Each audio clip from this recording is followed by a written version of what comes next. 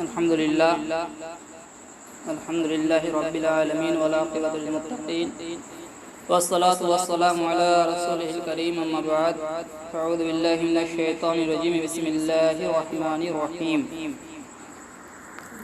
इन्नल्लाहा मअस साबिरीन आमन्तु बिल्लाहि सदक़ल्लाहुल अज़ीम व सदक़ रसूलुहुन नबियुल अमीनुल मतीनुल करीम व नहनु अला ज़ालिका लमिनश शाहिदीन वश्शाकिरीन वल्हम्दुलिल्लाहि रब्बिल आलमीन इन्नल्लाहा व मलाइकतहु युसल्लूना अलन नबी या अय्युहल्लज़ीना आमनू सल्लू अलैहि व सल्लिमू तस्लीमा अल्लाहु रब्बु मुहम्मदिन सल्लल्लाहु अलैहि वसल्लम व अला ज़बिहि व आलिहि यबददहुर व करमा अल्लाहु रब्बु मुहम्मदिन सल्लल्लाहु अलैहि वसल्लम व अला ज़बिहि व आलिहि यबददहुर व करमा नहनु इबाद मुहम्मदिन सल्लल्लाहु अलैहि वसल्लम।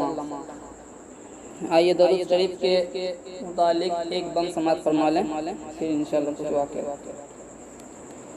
कि सिर्फ एक बार दिल से मुस्तफ़ा को तू पुकार, सिर्फ एक बार दिल से मुस्तफ़ा को तू पुकार, होगा बेड़ा पार, होगा बेड़ा पार। सिर्फ एक बार दिल से मुस्तफ़ा को तू पुकार, होगा बेड़ा पार, होगा बेड़ा पार। कि पढ़ो दुरूद पढ़ो मोमिनो दुरूद पढ़ो, पढ़ो दुरूद पढ़ो मोमिनो दुरूद पढ़ो। दुखों ने तुमको जो घेरा है तो दुरूद पढ़ो, पढ़ो दुरूद पढ़ो मोमिनो दुरूद पढ़ो। दुखों ने तुमको जो घेरा है तो दुरूद पढ़ो। जो हाज़िरी की तमन्ना हो तो दुरूद पढ़ो। अगर दुरूद पढ़ो मोमिनों करीने से, अगर दुरूद पढ़ो मोमिनों करीने से, हुजूर खुद ही चले आएंगे मदीने से। ऐसे हैं सरकार मेरे, ऐसे हैं सरकार, दिल से मुस्तफ़ा को तो पुकार, होगा बेड़ा पार, होगा बेड़ा पार। हजार बार बढ़ेंगे कदम खुदा की तरफ, हजार बार बढ़ेंगे कदम खुदा की तरफ। बस एक बार चले आओ मुस्तफ़ा की तरफ।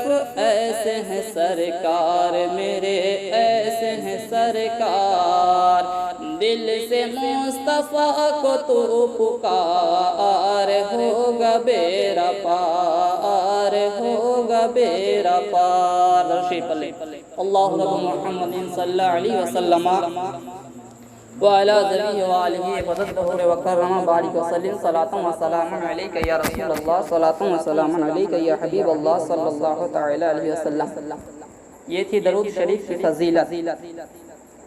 क्या है दरूद शरीफ की फजीलत? कि अगर मोहब्बत से दिल से दरूद शरीफ पढ़ लिया जाए तो अगर दरूद बारगाह इलाही में कबूल हो गई, मोहब्बत रसूल के साथ पढ़ने तो हुजूर खुद भी आ सकते हैं, हुजूर खुद भी आ सकते हैं। तो आइए, मैंने कलाम पाक से एक आयत करीमा पढ़ने का शर्फ हासिल किया। इन्नल्लाहा मअस साबिरीन, बेशक अल्लाह सब्र वालों के साथ है, हमेशा है। शरीयत ने दो ही चीज़ हमें दी है तो बहुत सारी चीज़, लेकिन छूट जो चीज़ में दी है हमें सिर्फ दो चीज़। क्या है? एक है सब्र और दूसरा है शुक्र। तुम किसी भी परेशानी में मुब्तला हो जाओ, कोई भी परेशानी हो, चाहे छोटी हो बड़ी हो, सब्र करना। सब्र से बड़ा हथियार और कुछ नहीं है। मोमिनों के लिए सब्र से बड़ा हथियार कुछ नहीं है। और अगर कोई खुशी का मौका हो तो शुक्रगुजार हो जाओ अल्लाह के लिए। बारगाह इलाही में नमाज शुक्राना पढ़ो, शुक्रिया अदा करो, दान खैरात करो। ये दो ही चीज़ हैं मोमिनों के पास हथियार के हिसाब से, खासकर मोमिनों के लिए। कोई भी बला मुसीबत आ जाए सब्र कर। वैसे ही आज हम लोग सब्र तो करते नहीं, छोटी छोटी बातों पर चिढ़ जाते हैं, छोटी छोटी बातों पर चिढ़ जाते हैं। अपनी अखलाक यानी मैं जो मुसलमान हूँ, मुसलमानों का जो किरदार है भूल जाता हूँ। ये किरदार मुसलमान क्या था पहले और अभी क्या है। हजरत लुकमान हकीम बहुत बड़े अल्लाह के वली गुजरे हैं। एक मर्तबा अपने बेटे को नसीहत कर रहे थे कि कोई भी परेशानी आ जाए सब्र करो, क्योंकि उस परेशानी के पीछे में कोई ना कोई भलाई जरूर छुपी होती है। उसके पीछे कोई ना कोई भलाई जरूर छुपी होती है, कोई भी परेशानी हो। एक मर्तबा जंगल में सफर कर रहे थे अपने बेटे के साथ। सफर करते करते उनके बेटे के पैर पर कोई कांटा चुभ गया। इस तरह से चुभा के इधर से घुसा तो इस पार निकल गया। तो दर्द के मारे बिलख रहा था, बहुत खून भी बह रहा था। तो बहते बहते उसके बेटे ने कहा लुकमान हकीम से कि अब बताओ इसके पीछे क्या अच्छाई है, इसके पीछे और क्या अच्छाई हो सकता है। मैं दर्द से बिलख रहा हूँ, मेरे पैर से खून बह रहा है, इसके पीछे क्या भलाई है। तो लुकमान हकीम खामोश हो गए, कुछ बोल नहीं पाए। कुछ वक्त ही गुजरा था कि सामने से कोई आ रहा था। वो कोई और नहीं था, हज़रत जिब्रील अमीन थे। जब हज़रत जिब्रील अमीन करीब आए, आने के बाद देखा हज़रत लुकमान हकीम का बेटा तड़प रहा था। उनके बाप नसीहत किए जा रहे थे। हज़रत जिब्रील अमीन आकर बताए कि आप लोग जिस गांव की तरफ रुख किए थे, जिस गांव की तरफ जा रहे थे, हुक्म इलाही से उस गांव में अल्लाह का कहर गज़ब पड़ा था और मुझे हुक्म दिया गया था कि उस गांव को तुम तहस नहस कर दो, उस गांव को तुम तहस नहस कर दो। लेकिन मुझे एक हुक्म और दिया गया था कि मेरा एक बंदा भी उसी गांव की तरफ जा रहा है जंगल के रास्ते से, उसको कुछ नहीं होना चाहिए। तो मैं ही वो था जो तुम्हारे पैर पर वो कील चुभा दिया था कि तुम उस गांव तक ना पहुंच पाओ। फिर हजरत लुकमान हकीम के बेटे ने समझा कि नहीं, कोई भी बड़ी से बड़ी बला आ जाए उसके पीछे कुछ ना कुछ अच्छाई जरूर होती है। तो हमेशा अल्लाह को याद रखो, शुक्रगुजार हो। और किरदार मुसलमान कैसा होना चाहिए था, कैसा था किरदार रसूल, कैसा था किरदार फातिमातुज़ ज़हरा रज़ियल्लाहु ताला अन्हा। उन लोगों का किरदार अगर देखा जाए तो हम लोग कुछ भी नहीं है उनके सामने, एक चूल बराबर भी नहीं। जिनको ना आज तक किसी गैर महरम मर्द ने देखा हो, फरिश्ते भी आते थे तो शायद इजाजत ले लिया करते थे। हज़रत फातिमातुज़ ज़हरा, एक मर्तबा हज़रत फातिमातुज़ ज़हरा रज़ियल्लाहु ताला अपने घर में एक ईसाई फकीर आया दरवाजे पर। एक ईसाई फकीर आया, आने के बाद दरवाजे का दस्तक दी कि कुछ भीख दे दो मुझे, भीख के मारे आया था। तो हज़रत फातिमातुज़ ज़हरा ने पूरी घर छान मार ली, खाने के लिए कुछ नहीं था। उस फकीर कई दिन से भूखा था। ईसाई फकीर आया था दरबार में, कैसा किरदार था। अगर जो कोई बेधर्म का भी हो, गैर कौम का भी, लेकिन घुमाती नहीं थी अपने घर से, कुछ ना कुछ देकर ही रवाना करती। तो घर पे छान मार के देखा कुछ भी खाने के लिए कुछ भी नहीं है, ना उस फकीर को देने के लिए कुछ है तो सिर्फ एक चादर जिस पर हजरत हसन और हुसैन सोए हुए। छोटे छोटे बच्चे थे उस वक्त, 18 या 14 महीना ऐसा उम्र था। तो हज़रत फातिमातुज़ ज़हरा रज़ियल्लाहु ताला अन्हा ने उन बच्चों को उठाया उस चादर से और मिट्टी में सुलाया। सुलाने के बाद उस चादर को हार कर तह कर उस फकीर को दिया। तो फकीर कहने लगा, ईसाई फकीर, मैं इस चादर से क्या करूं, 2-3 दिन से मैं भूखा हूं, कुछ खाने के लिए है तो दीजिए। तो पर्दे से ही कहने लगी कि किसी भी दुकान पर जाओ और कह देना ये रसूल की बेटी ने दिया है ये चादर, तुम्हें इतनी दौलत मिलेगी, तुम्हें इतनी दौलत मिलेगी कि तुम्हारी 7 नस्लें बैठकर खाएंगी। तो फकीर तो लिए चला एक ईसाई के दुकान पे, किराने के दुकान पे। चादर दिया, चादर देने के बाद कैसा किरदार कैसा था उन लोगों का देखिए। उन लोगों ने इस्लाम को फैलाया किस कदर, किस तरह से। उस चादर को जब ईसाई फकीर के पास गया, दुकानदार के पास गया, इस चादर को ले लीजिए, इसके बदले में जो कुछ मिले मुझे चावल दावल दे दीजिए। उस दुकानदार ने कुछ देर हाथ में चादर को पकड़ कर सोचने लगा, खुशबू सूंघने लगा चादर से।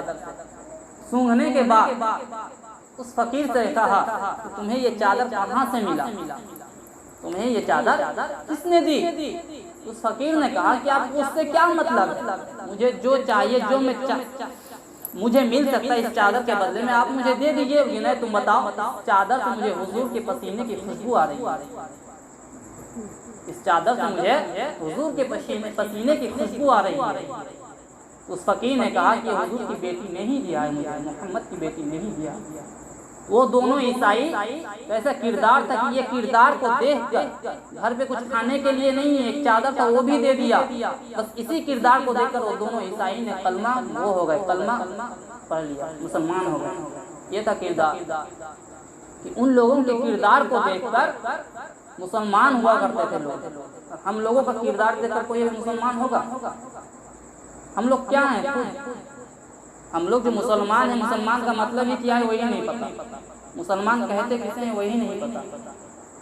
मुसलमान किसे कहते हैं वही नहीं पता। मुसलमान अभी के मुसलमान है सिर्फ खुद के लिए। खुद कैसे? मैंने अपने लिए ही सोचता है हर मुसलमान, लेकिन पहले के मुसलमान थे अपने लिए नहीं दूसरों के लिए सोचते थे कि मैं उसे कैसे नफा पहुंचा सकता हूँ, उसकी मदद कैसे कर सकता हूँ। लेकिन अभी उससे मदद अगर किसी से ले भी लिया जाए, अगर किसी से एहसान ले भी लिया जाए, अगर उसको ज़रूरत पड़ भी जाए, मैं उसके एहसान के वक्त नहीं रहता हूँ, उसकी मदद के वक्त, उसकी परेशानी के वक्त उसके पास खड़ा नहीं रहता हूँ। ऐसे ही खलीफा अव्वल हज़रत अबू बकर सिद्दीक़ रज़ी अल्लाह ताला अन्हु, उनका जब खिलाफत दौर था तो उस वक्त जो गरीब, यतमा, बेवा थी, उन लोगों का एक लिस्ट बना हुआ था। इस गरीब के घर में ये जाएगा काम करने के लिए, इस गरीब के घर में ये जाएगा काम करने के लिए। एक मतलब हज़रत उमर फारूक आए, उस रजिस्टर को देखने लगे।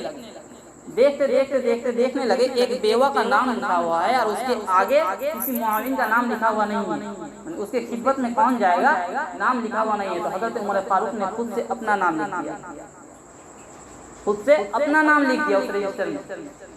जब उस बेवा के घर गए, हज़रत उमर फारूक उस बेवा के घर गए, दस्तक दी और कहा कि घर में अगर कोई मेरे लायक काम हो तो बता दीजिए, मैं कर दूंगा।